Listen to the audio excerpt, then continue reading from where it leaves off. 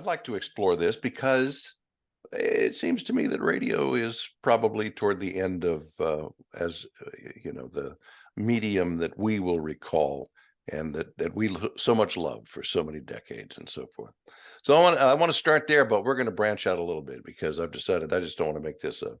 I think it was you in your email said we're probably going to all be saying the same thing, and that's probably true.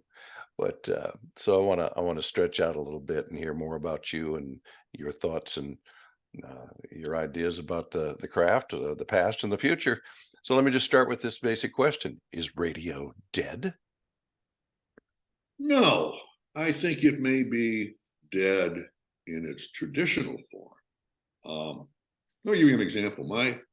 Since I was the age of 18, I guess, with college radio, my whole life has been radio. Um, but for years, I have not had a radio in my home. Uh, I actually do have one, a portable battery radio with the batteries out of it in my emergency earthquake kit in the garage, um, because that may be useful to me someday, maybe. Um, in many ways, I enjoy radio more than I used to, because living here in Marin County, north of San Francisco, we have no talk radio here. We have KCBS that I programmed for a couple of years, an all news format. But local talk radio doesn't exist in radio market number 4 in America, which is That's incredible. really incredible. It hasn't existed for years. Well, since KGO. So my favorite radio stations are KFI in Los Angeles Hmm. and WGN in Chicago. Yeah.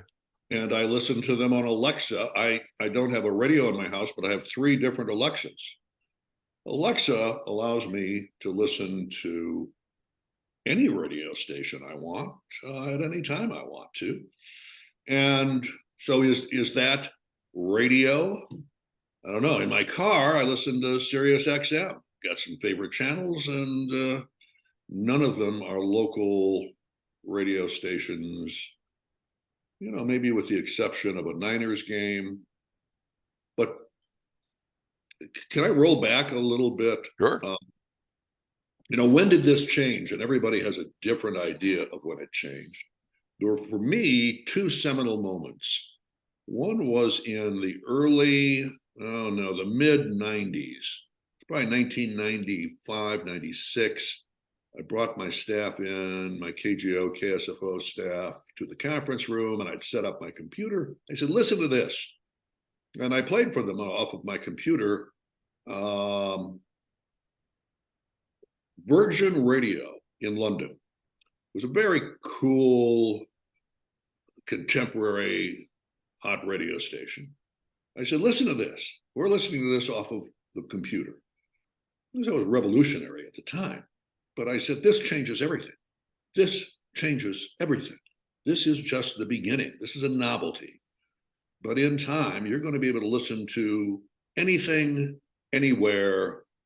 And the definition of AM and FM radio goes out the window, because you won't care as long as it sounds good and you're listening to what you want to listen to, whether that's in Zimbabwe or London or Boston. You now have control. And of course, that happened. It was accelerated a couple of years later when I had lunch with Mark Cuban. I'll never forget it, because somehow I got stuck with the lunch tab. But we were eating lunch in San Francisco, and he had an idea to take local sports franchises, in our college sports franchises, in our case, it was University of California. And you've got some experience with sports teams, Dave. And in the early days, you had to set up a network of radio stations all over it. And alumni would be all over. So we had to sign up affiliates in like Florida and Colorado so that the alumni could hear University of California football. And Cuban said, this is ridiculous. Let me just take it off your hands. I won't pay you anything, but just let me take those games off of your hands for distribution. You won't have to set up networks anymore. I'll make it available on the internet everywhere. And that was really the beginning of a business. I can't remember the name of his business. You might remember. I don't remember either, but I know Mark a little bit. He's been in our studio many times to talk. Okay. And he always makes a point of saying, It all started right here at KLIF. And then he talks about that internet connection and how. Yeah. Yeah. And that was the beginning of his fortune. Yeah. So radio was the beginning of his fortune. Right. By literally getting out of radio, getting people out of an antiquated distribution for what people wanted to hear. Right. Yeah. So is radio dead? I don't think so. It's just, well, it may be, but then the question is television dead? I have a 32-year-old son. He doesn't have, what do we call it? It's not digital television. It's not legacy television. It is lateral television. It's the traditional TV stations where ABC puts on a show at the time they want to put it on, and you better watch that. Right. Yeah. That business is dying, dying rapidly. Disney is getting ready to sell their TV stations. No secret. Just like they sold their radio stations. They're very smart folks at Disney. They sold radio early on. I think they're a little late in selling television, frankly. Because the average person 25, 30 plus doesn't need traditional television. They watch what they want, when they want it. Right. And it doesn't get better than that. No, you're talking about on demand. I have a good friend. I think you know him. His name's David G. Hall. Sure. He and I worked together for a long time, and we still stay in close touch. And I was talking with him about this. I'm going to be talking with him on camera here within the next few days. And he made a point to me that was kind of an epiphany to me. He said, well, these days, he said, the listeners to radio or whatever you want to call it these days are not so much interested in live and local as they are on demand. Because, I always thought, like we were taught, well, the fact that this radio station is in my community and they're talking about my community, they're the ones to turn to when an emergency is about to happen or something of that nature. All valid points still, but maybe the focus has changed. Yeah, I feel old when I say this. I love those old times when there were 2 newspapers a day put out in big cities, or maybe 1 a day in a smaller city, but there was a daily newspaper. There were several radio stations with news departments that would fill you in on what was going on in the community. If the schools closed, you'd have to go to the radio to find out if your school was closed. Yeah, right. That's not true anymore. You just go to the internet to find We out. did school lunches every day. Or school lunches. All of those things we did that brought us together. Yeah. The local radio station might be having a dance. All kinds of things. They would go to the car dealer to bring a clown and free hot dogs. But the car dealer is selling his cars on the internet now. And what are we left with as a advertising base? We're left with, at least in California, lots of erectile dysfunction products.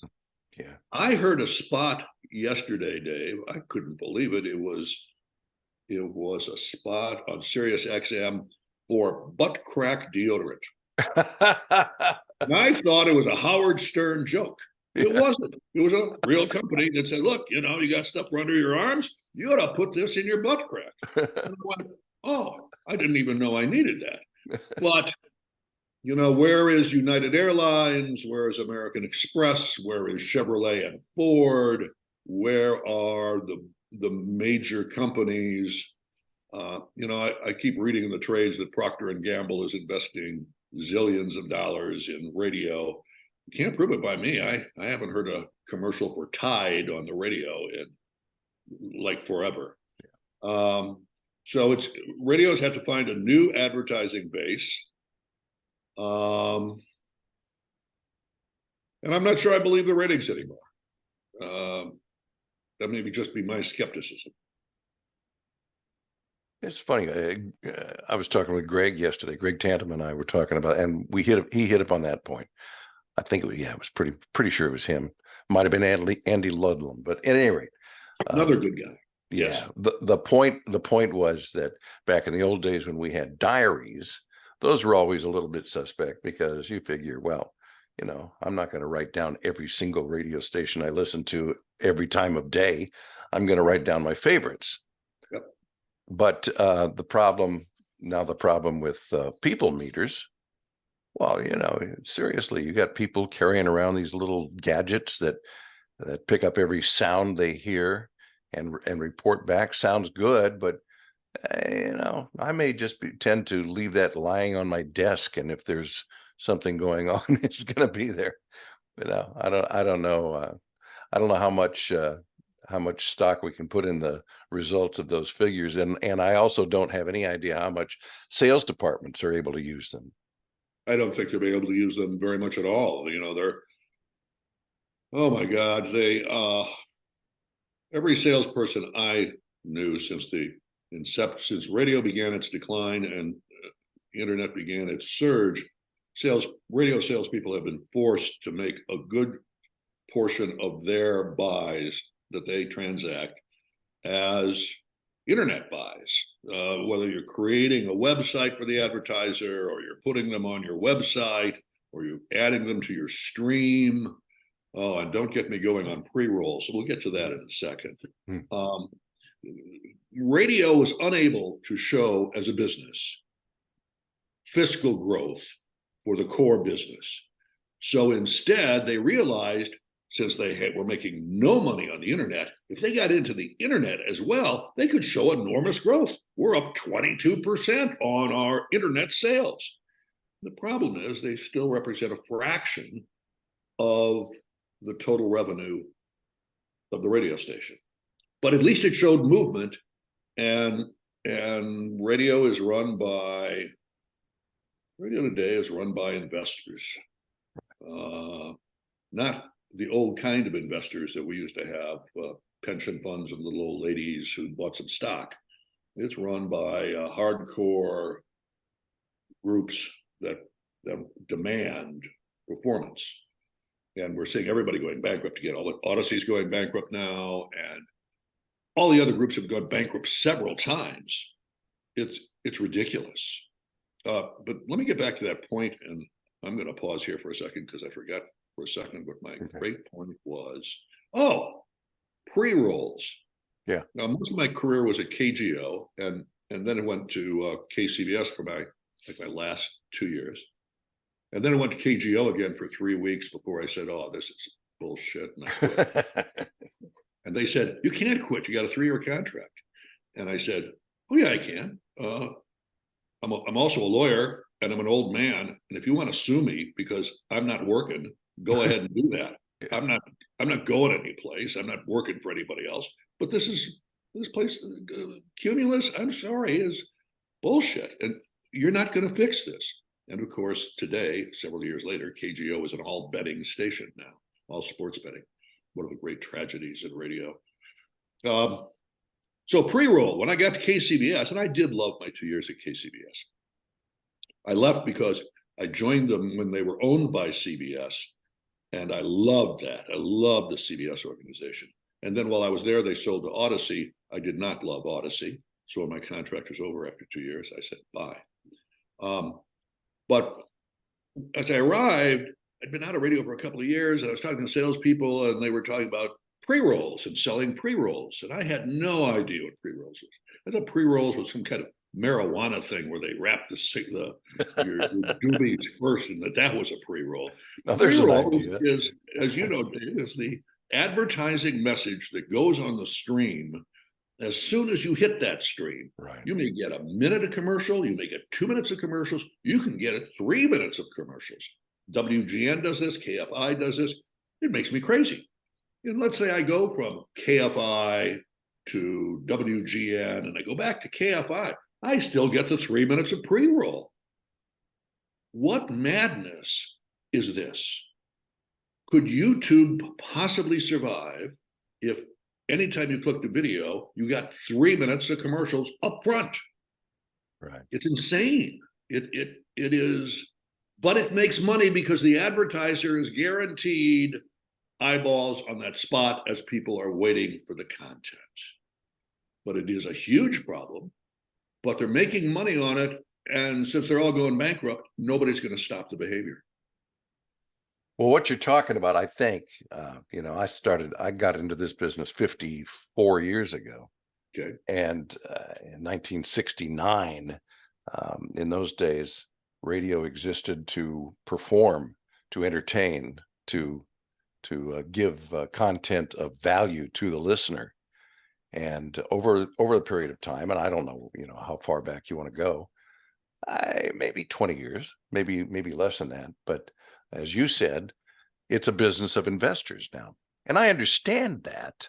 I can appreciate the way it's working because of that, but I don't appreciate the fact that these radio stations, all of them, are now owned by people who don't know anything about what it is that their company does or have any particular concern for it, except maybe locally, maybe. Uh, you know, eh, the tail started wagging the dog some time ago, Yep. and now we have people in the business and in major markets who have no idea what they should be doing, how they should be doing it, and why they should be doing it. And I include in that not only air personalities who didn't come up through small markets as we all did, but a lot of people in programming who did the same thing. And so nobody really knows or cares about Yeah. what the listener's doing. There's really no good education for programmers anymore because there are no strong mentors anymore. There are very few people you can look at or admire. There are no real conventions to go to dream at 2 a.m. about what you could do, what's possible. Well, that's gone. So what you have is a bunch of program directors who are overworked and sometimes doing 5 radio stations, a talk station, a news station, a country station, Yep. an AC, and they're just schedulers. They're just plugging the stuff in. And somebody wrote the other day that there are 2 talk formats left: the adversarial format and the gushy nice format. I find GN to be a gushy nice format generally. That's okay. I don't mind gushy nice once in a while. And KFI, I don't find really to be as confrontational as I think it used to be. And that's okay too. This confrontational stuff, I created the second all conservative radio station in America. It was KSFO in San Francisco. Yeah. And I did it because of years of looking at diaries. Number one, there's been a successful one in Seattle already, programmed by Brian Jennings. And I was in Seattle and I saw how effective it was. But I'd also looked at diaries for years where the comments would invariably get to the liberal media is not telling the truth. Now, I happen to be liberal, but I went, whoa, a lot of people believe this. In San Francisco, you could be anything you wanted to be. You could be gay, lesbian, trisexual, whatever. And it was fine. But you could not be conservative. So the conservatives all kind of hid and were shunned. I said, well, let's do a radio station for them. It was KSFO. It was 36th in the market. We ramped that sucker up to number 2 by telling people you're right. That if you have conservative thoughts and values, you're right. Well, all these people came out of the woodwork because they could do that secretly with their radios in their car and in their home, and then just fill it out in the diary and no one would know and they could enjoy it. Wow, this was terrific. What I did not forecast was, and no one could, this is before Fox News, that it would develop into Fox News and develop into the greatest division we have seen in America since perhaps the Civil War. And for that, I take no credit and a great deal of sadness. I don't like the way our country is, the adversarial nature of it. The jokes about Thanksgiving dinner and politics aren't funny anymore. Yeah. Couples are breaking apart, churches are breaking apart because of this terrible division between liberals and conservatives. Both sides have hardened up, and I don't think we did any good. And what I created as truly, hang on a second, Tucker, be quiet. I created as a radio parlor trick what it was. It was a radio parlor trick. Yeah. Randy Michaels said once in an open meeting, Jack Swanson would put on fart sound effects 24/7 if he thought it could get him a number. I don't take pride in that, but there was some accuracy because I was trained. Well, I was trained in a lot of ways. Yes, all the things you're talking about, serving, and that's what our big sister KGO did wonderfully, serving the community and a huge news department all the world, and had conservative people and liberal people and all of that. That was a wonderful radio station, but it's pretty hard to compete against KGO. So when I got KSFO as well, I went for the parlor trick. Do I regret it? No, everybody deserves a voice. I'm an ACLU kind of liberal, and that means to me, everybody deserves a voice. Although sometimes I'm sad because it's got kind of ugly. That's kind of a long and rambling answer, Dave. No. I love it. First of all, I mean, it takes us off into another tangent, which maybe we can approach if you want to, and that is the effects of social media as we know it today. But even before we get to that point, you start talking about conservative radio and its inception. One thing I recognized really early, I think, is that a lot of everybody, and back in the day, that talk radio was everybody calls in. We all have call-ins. Finally, they stopped doing so much of that because of what I thought was, it's nice to give the listener a part of the show, but they really don't know what they're talking about for the most part, and most of us listening understand that. I was programming KFBK for a year after I started working there doing mornings, and Rush Limbaugh was still there doing 9 to noon before he went national. And at one point, I was in my office after I got off the air, and I was so tired of taking hateful phone calls and threats to quit listening. And then we got I think the breaking point was I got here's my cold kicking in, simple word where people sign a document. Petition. Yeah, thank you. Okay. I got a petition from a church group demanding that Rush Limbaugh be fired. Now, I'm the program director, but I got up out of my desk. I walked into the studio during a break, and I said, Rush, put me on when you come back. And he didn't know, so he did. And I said, hi, you guys know me from the morning show. I'm also the program director, and here's what that means, kind of. But I said, here's the thing. I'm getting phone calls now. I've gotten this petition from this church group that says, you got to fire this guy. I said, first of all, you need to understand that that's not how this business works. We don't fire people because you don't like them or you don't like what they're saying. We have our own method and reason for doing things. And I said, besides that, this just came off the top of my head. I really love this. I said, the Constitution of the United States gives you a right to free speech, but it doesn't insist on it. Some of you should shut the hell up. And that's been my take on politics in general, certainly social media today, and political radio as it was in the 80s. Yeah. And I think, also, Dave, I'm not sure because I've been out of active talk radio for a long time, but I would guess that the quality, as social media ramped up and gave everybody a voice, suddenly everybody gets a voice, and kind of a permanent voice, not, 2 minutes on a radio station that disappears, but you can publish on these social media sites and it stays forever, and you can show to all of your friends and they won't miss it, and you can say exactly what you want to say. I have to believe that took away a whole bunch of intelligent former talk radio callers. Yeah. Who go, well, why would I want to talk on a radio station? Number one, radio is not such a big deal anymore. Number two, I can put my picture up, I can put videos up, I can put memes up, I can put a long essay if I want, and no one will interrupt me, and I can publish my truth on social media. I just wonder if some of those people just stopped calling talk radio, and as a result, the quality of the callers went down, and they're all the quality of callers always depended kind of on your market sometimes. But we used to have really good callers here in San Francisco, high education community, and I don't think that's true anymore.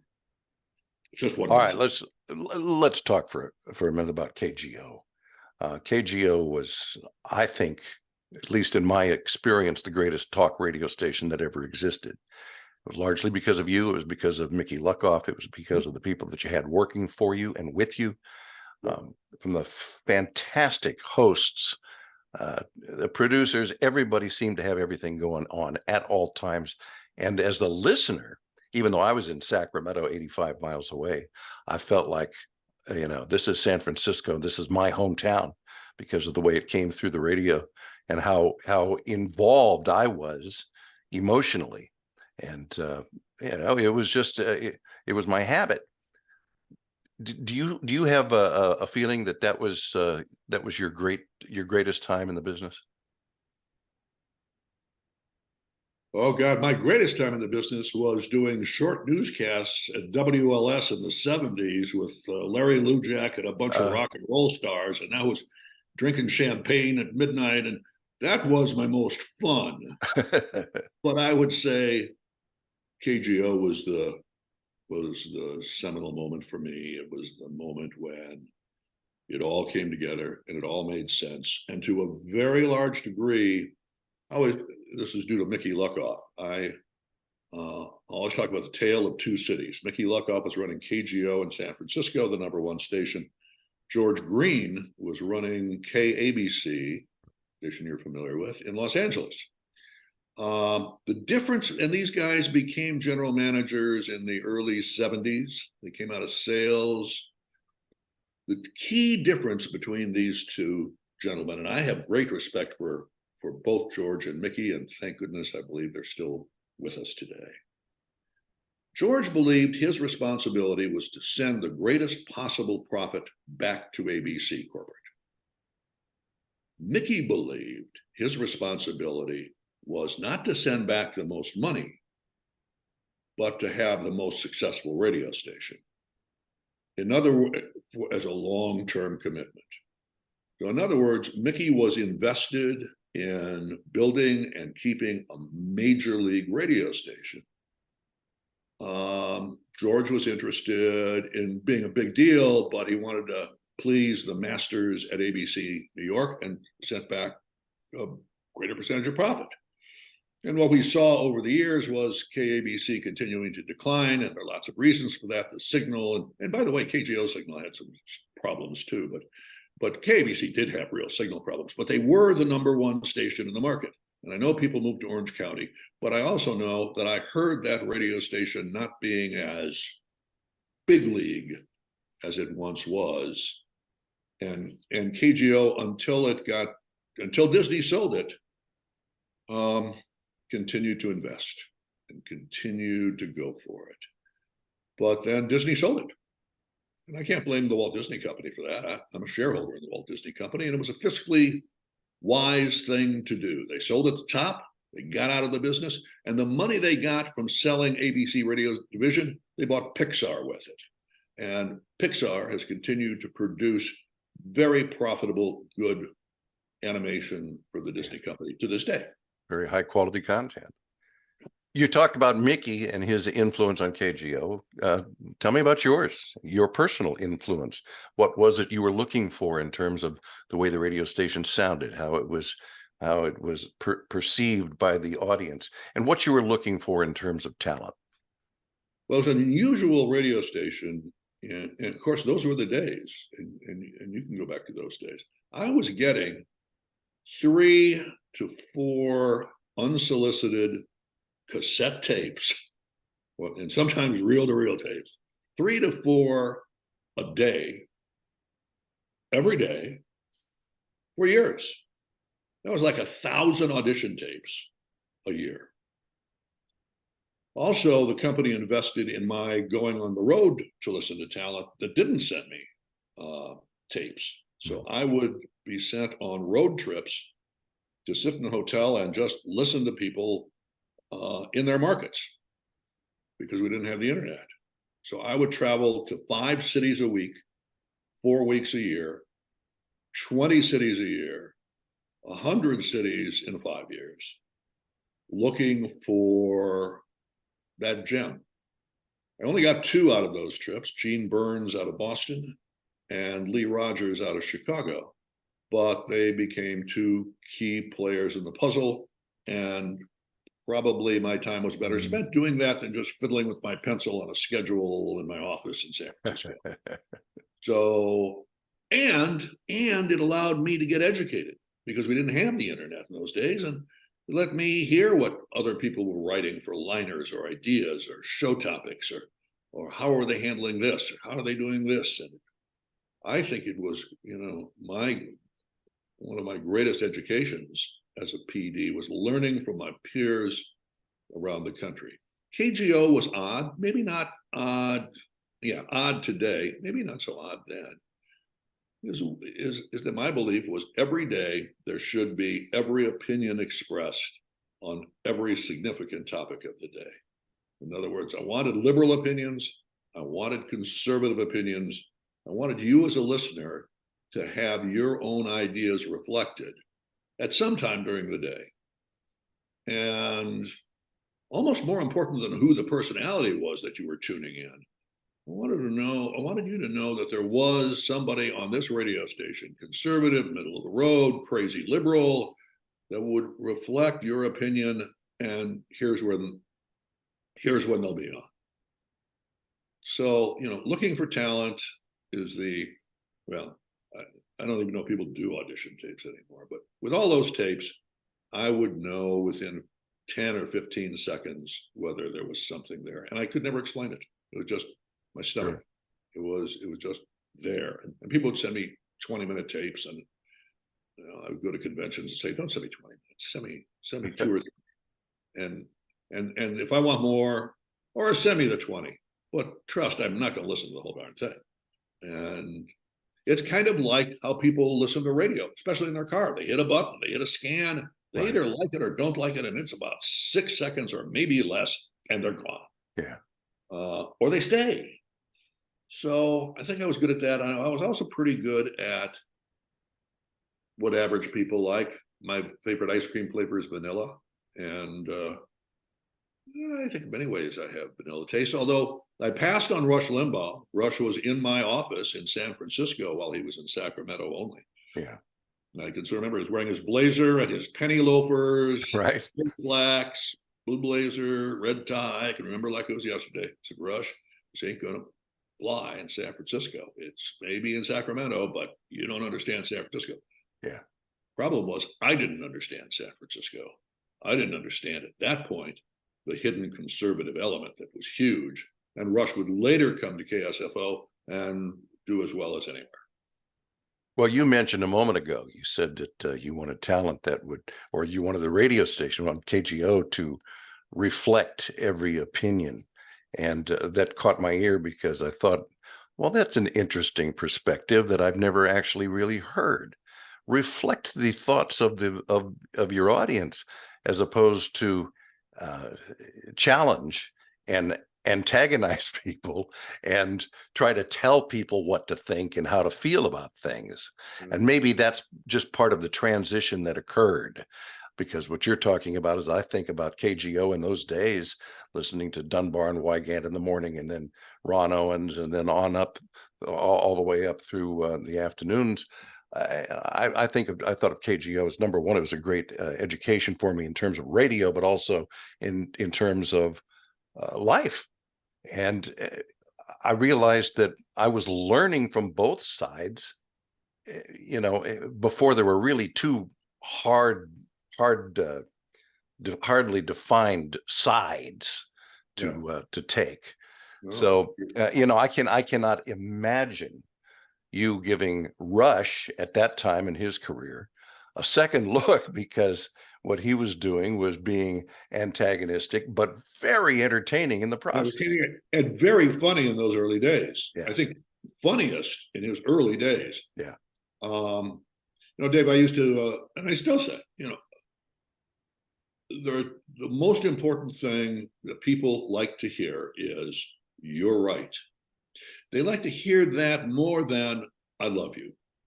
Because you may not love me. I don't know. People say that a lot. Maybe you don't really love me. Right. And I feel a little creepy when you say you love me. I don't know. But when somebody says to me, you're right, I believe that, it kicks into me. And when a radio station says to you, "You're right," affirms your belief, a bond happens. Whether that is liberal or conservative Sure. or middle of the road, it's It's okay now human. to say, I don't know what the hell's going on in the Middle East. Hamas was just friggin' terrible, but now the Jews have isolated all of the Palestinians and cut them off and are bombing them. It's okay to say, I don't know, and to reflect that in talk radio. Oh, that's so great. Um, you're right. Uh, that what that says to that reminds me of when I first had my first talk show. It's irrelevant, but it was in an early evening time slot in Sacramento at KGNR, which had been KCRA radio. And I went on there, and I had a nice following from the beginning. People call and say, "I really like listening to you," and so forth and so on. And I realized that people are calling to say, "Well, I think you're one of the smartest people I've ever heard on the radio or anyone." And I started thinking about that, and I came back on the air and said, I talked about this a little bit, and I said, "Here's the thing you don't understand. I'm 23 years old. I never went to college. I don't know anything about anything, but you believe me because I'm on the radio." Yeah. And there is some sort of authoritarian aspect of being a voice in the radio. At least there was at the time, that Yeah. telling people, Yeah. as the voice saying, Yeah. "You know what? That's a great point. You're Yep. right." That Yep. really does make sense. Yeah. I go back to my days in Chicago, and I ran into the leading. I was covering City Hall for a while for WLS. The leading newspaper guy, I think it was John Madigan at Daily News. I'm not sure. Anyway, we're just chewing the fat in the press room at Chicago City Hall, and I say, "Gee, nice to meet you, Mr. Madigan. God, I've been reading you for years, and to be in the same profession as you, in journalism in a big city like Chicago, it's a real honor." And he looked at me. He said, "Kid, I don't know what you're talking about." He said, I write the news. That's not a profession. Let me tell you what a profession is. Profession is barbers and beauticians. You have to get a license for that. Lawyers, doctors, architects. You got to get a license for that. But you are no more a professional than the guy who cuts your hair. They have to get licenses and study for it. You know what we have to do this stuff, what you're doing on the radio and what I do in the newspaper? We don't have to do anything. We can be sixth grade dropouts. Right. Nobody ever tests us about the Constitution or fairness or accuracy or anything. We just go do it. So never forget, forget about this fourth estate bullshit, Jack. Never forget, we're not professionals. We're just working stiffs. We're town criers. We're town criers. That's it. We take the message, hear ye, and then there we go. And now sometimes we're the clowns too. The jugglers mixed with the town crier. Yeah. Kind of coming back now to where we started. I've said a number of times in the past years that I tend to think of radio people now as the lamplighters of the 21st century. We're still going through the process and maybe serving a little bit of a purpose, but not a great deal of concern or appreciation for what we do. But as you indicated, what we're talking about is a stick and tower broadcast as opposed to new methods of delivery, and that's all we're talking about, really. And probably, and tell me if I'm wrong about this, I think there will always be a desire for human interaction and hearing from and seeing people that I think that are interesting and that I can relate to, and therefore they're going to become my favorite public persons, and that regardless of what the delivery method is, there's still going to be a need for that. Sure. I'm one of the few people who likes the sportscaster Jack Buck. Most people hate Jack Buck. But I love Jack Buck, and I will watch almost any sports event he's doing play-by-play on. Even sports events I don't even care about because I just like something about him. Yeah. Now that's a television analogy, but it's It well, fits. No, it's just a people story of people in It's a that. people thing, and people like other people. Yeah. Also, in a time, I was reading the other day, Surgeon General was reporting that loneliness is one of the most serious problems in America today, not just among the elderly, but among all of these, what do we call them? Digital nomads now who Yeah. work off their laptops and can work anywhere, but usually end up working in their spare bedroom by themselves all day long with no human interaction other than who's on their Zoom. Not quite the same, huh? So radio, radio has always been good company. And I think if it's gonna succeed, it's just what you were talking about here, Dave. If it's gonna succeed, it's got to be a good companion. It's got to offer a relationship that I think we need increasingly. And I'm not sure it's the same when I watch. Is there a difference, Joe Rogan on a YouTube or Joe Rogan if he were live? I think there is, but that may be just because I'm old. YouTube or live. I've listened to a lot of Joe Rogan, but I've also always done it in the car. So Okay. I've never sat down. I don't really understand what you and I are doing right now because we will get our greatest following on YouTube because I'll post this up on YouTube because number one, it's free, and number two, people watch it. Yes, But I they don't do. understand the idea of watching people talk. You Yeah. know, so I guess I'm old too in that respect. I don't need to see the guy. I just want to hear what he has to say. Yeah. Exactly. And I also I've heard him talk about this.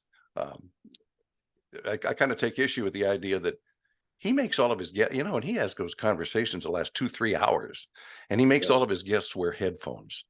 I say, you're sitting 6 feet away. I can hear you just fine. But he insists that there's a difference. It has an influence in hearing yourself. And I go, yeah, back in 1970, when I was wearing COS Pro 4 AA headphones, I would hear myself and think, oh my God, I sound great. And that affected the way I did my show. So there you go. At WLS, we were wearing foam in the 70s, foam Sennheisers, cheap plastic top and yellow Yeah. rubber things. And Nice and lightweight at least. Yeah. number of the jocks would glue or scotch tape uh, plastic coffee cups on top of that to um, give them a little more depth in what they were hearing. And on top of that, the engineer, when we had engineers, when they would go in for their shift, they'd go +5, -4, which was the processor for the headphones to make them further sound just the way they wanted to. So that may be where Joe's coming from. I don't know. And that's where we got top 40 jocks like me going, well, good morning, everybody. It's There you nice go. to join, Yep. Yep. Jack, this has been wonderful. One other Good. thing, I would like to have you give me a quick rundown of your resume because I know of you from KGO and I know of you from KCBS, and I've been reading things that you've said at various conventions and so forth for as long as I can remember. But I really don't know anything about your advancement, your beginning in radio. Well, a little boring, but we'll go through it quick. Okay. I was going to Ripon College. I was going to be in Wisconsin, Ripon, Wisconsin. I was going to be a minister. My freshman year, we're having dinner in the cafeteria, and one of the guys at my table says, "I got to go. Don't have time for dessert." What? I got a show over at the radio station. I said, "What radio station?" And I went over the next day, got the bug, transferred to Boston University, became a broadcast and film major. Worked for CBS part-time while I was there doing producing news, and by the end, I was a reporter and anchor for WEEI, probably their youngest one, when EEI was an all-new CBS station. And then Army a couple of years in the infantry, and then Madison, Wisconsin, WTSO for 3 years. And then Chicago comes calling, so it's WLS 73 to 79. Then it's KGO 79 to 90. I quit in 90 to be a general manager at King AM and FM in Seattle. They sell that radio station, so I go back to KGO. But by then we picked up KSFO, so I'm programming both, which was kind of kicky. And then, well, let's see. And then I quit under Cumulus when the GM comes in, and this is 2011. GM comes in and says, well, hi, I'm the new GM, and you're working for Cumulus now. We need to talk. I said, let me guess what we're going to talk about. We're going to talk about you paying me half as much, and I'm going to work twice as hard. He said, that's pretty close. And I said, tell you what, we don't even need to get into details. This was a Thursday. Can you give me till Monday morning? I really want to think about this. Yeah. It's important for the stations. It's important for me. It's Thursday. He said, you got 24 hours. Well, when he said you got 24 hours, that set off my fuck you button. Yeah. And 24 hours later, I said, I'm out of here. I'll stay 6 months, 6 days, 6 weeks, whatever makes sense for you. But I don't see us together going forward. And by the way, since you're cutting my pay, this is a constructive discharge, so I'll expect severance. And I never hear from the guy again until 2 weeks later, when 10 of us get marched into the conference room to see the HR lady in black, and we all get our packets, and we all get, there's a guard outside my office door, watching me to make sure I don't take any secrets, whatever that fuck that is. And I get up and I get perp walked out of the radio station that I'd worked for 20 years. God. And then I did nothing for a couple of years. And then they talked me, no, I did nothing for 18 months. And then I went to KCBS, which was really good. There's a wonderful group of people there. Still is. And then I ended my 2-year contract there. Didn't want to work for Odyssey. I got to be very fussy in my old age. People I didn't want to work for. Somehow the local Cumulus GM, who was my GM at KCBS, who's now the Cumulus GM, talks me into coming back to do KGO and KSFO, as if that were possible. And it was possible. But within 3 weeks, I learned corporate would never allow it to happen. They had no idea what they were doing. It was really mission impossible. And I said, sorry, I'm out of here. And that's really the end of my radio story. I did a little consulting afterwards, which was fun, but not really satisfying. Yeah. And now I tend my garden, I travel, play with my dog. Life's good. I think you and I are some of the lucky ones, despite our age and all the challenges that presents for us. We both got into radio when radio was great. Yep. And we learned from the great people on the air and the great people in the down at Mahogany Row in the offices, Yeah. and so forth. And you learned, and you made each step one at a time, market to market, job to job. You start on the weekends, you wind up doing morning drive, whatever. And now it's all kind of coming to an end. And I just say, well, I am so lucky timing wise in that respect. Yep. Just dumb luck. I think we all were. We all look back at that with a great deal of fondness, and we were lucky. And there will be things in the future beyond what we can imagine. Right. Or a friend of mine said the other day, or was it me who said it the other day? One of us said it the other day. AI advances and takes more and more and more jobs, that ultimately we may come full circle. Actually, I was talking about a guy who actually owns a farm in Buffalo, New York. We may go back to an agrarian society where we go back to cows and planting things, because that's really the one thing that AI is probably not going to take over. And the computers will, in 50 years, do it all, entertain us, create visual images, write poetry. I don't know. We don't know. It's going to be exciting. I wish I'd be here in 50 years. I agree with you. I wish I was going to be around for another 50 or 100 years, but I'll let my son and grandson deal with the problems. I'm done with that. Yep. Jack, thank you so much. This has been Thank great. you. It was fun, Dave. Thank you for asking.